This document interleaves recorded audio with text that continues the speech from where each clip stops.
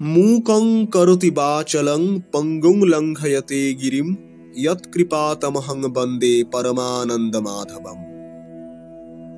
শ্রীকৃষ্ণ কথা প্রাচীন পুরাণ ইতিহাসে এবং পরবর্তীকালের বৈষ্ণব শাস্ত্রাদিতে সবিস্তার বর্ণিত আছে। শ্রীকৃষ্ণ কথা অবলম্বনে কত ধর্ম সাহিত্য, লোক সাহিত্য, কাব্য, নাটক, গীতি, কবিতাদি রচিত ও প্রচলিত হইয়াছে, তাহার অন্ত নাই। আধুনিক কালে ঐতিহাসিক দৃষ্টিতেও অনেকে শ্রীকৃষ্ণ সম্বন্ধে সারগর্ভ আলোচনা করিয়াছেন। এই আধুনিক সমালোচকগণের কেহ কেহ অবতারবাদ স্বীকার করেন না, কিন্তু অনেকেই অবতারবাদ ও শ্রীকৃষ্ণের ঈশ্বরত্বে সম্পূর্ণ বিশ্বাস করেন। বঙ্গদেশে বঙ্কিমচন্দ্র এই শেষোক্ত শ্রেণীর অন্যতম। তিনি লিখিয়াছেন,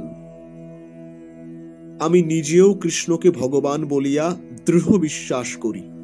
পাশ্চাত্য শিক্ষার পরিণাম আমার এই হইয়াছে যে আমার সে বিশ্বাস দৃঢ়ীভূত হইয়াছে। বস্তুত অবতারবাদ ব্যক্তিগত ভক্তি বিশ্বাসের কথা। উহা যুক্তিতর্ক দ্বারা সপ্রমাণ করা যায় না, অপ্রমাণও করা যায় না। ঈশ্বরের অস্তিত্বে বিশ্বাস যেমন তর্কের বিষয় নহে, শ্রদ্ধা বা আস্তিক্য বুদ্ধির বিষয়, ঈশ্বরের অবতার লীলাও তদ্রূপ। ঈশ্বর আছেন, অবতারী রূপেও তিনি আছেন, অবতার রূপেও তিনি আছেন। এ কথা যিনি বলিতে না পারিলেন, তিনি তাহাকে কিরূপে উপলব্ধি করিবেন?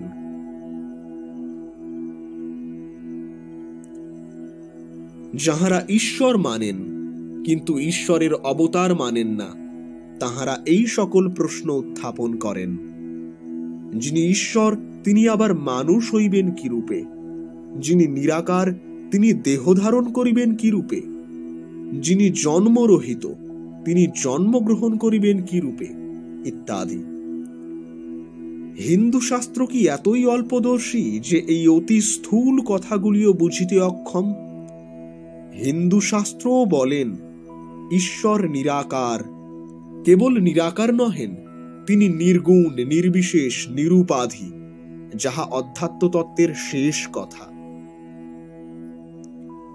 কিন্তু হিন্দু শাস্ত্র এ কথাও বলেন যে তিনি সর্বভূতের ঈশ্বর, অজ অব্যয় আত্মা হইলেও স্বীয় অচিন্ত মায়া যোগে দেহ ধারণ করিতে পারেন। সুতরাং তিনি মানুষ নহেন, মায়া মানুষ। মায়া বা প্রকৃতি ঈশ্বরেরই শক্তি বিশেষ, তিনি মায়াধীশ, তাই বলা হইয়াছে স্বীয় মায়া যোগে। এই মায়ার স্বরূপ মনুষ্য বুদ্ধির অজ্ঞেয়, অচিন্ত, উহা যুক্তিতর্কের দ্বারা নির্ণয় করা যায় না। তিনি সর্বশক্তিমান, তাহাতে অসম্ভব কি আছে? তিনি দেহ ধারণ করিতে পারেন না, এ কথা বলিলে তাহার সর্বশক্তিমত্তাই অস্বীকার করা হয় নাকি? এদেশের কোটি কোটি নরনারী শ্রীকৃষ্ণের অবতারে বিশ্বাসী, কৃষ্ণোপাসক, শ্রীকৃষ্ণের একনিষ্ঠ ভক্ত। কিন্তু সেই উপাসকগণেরও সকলে একভাবে তাহাদের উপাস্য বস্তুর বিচার করেন না, এক রূপে তাহার উপাসনা করেন না। মহাভারতে, পুরাণে, বিবিধ সাম্প্রদায়িক ধর্মগ্রন্থে ও লোক সাহিত্যে সুনিপুণ অনিপুণ বিভিন্ন হস্তের তুলিকা স্পর্শে প্রকৃত অপ্রকৃত অতি প্রকৃত ঘটনার সমাবেশে শ্রীকৃষ্ণ চিত্রটি যেমন কোথাও সুরঞ্জিত, তেমনি কোথাও অতিরঞ্জিত, কোথাও বিকৃত, এমনকি কলঙ্কিতও হইয়াছে। এই সকল গ্রন্থাদি পর্যালোচনা করিলে আমরা শ্রীকৃষ্ণকে চতুর্বিধ মূর্তিতে দেখিতে পাই। ১. মহাভারতের বা ইতিহাসের শ্রীকৃষ্ণ। ২. গীতার শ্রীকৃষ্ণ। ৩. পুরাণের শ্রীকৃষ্ণ। ৪.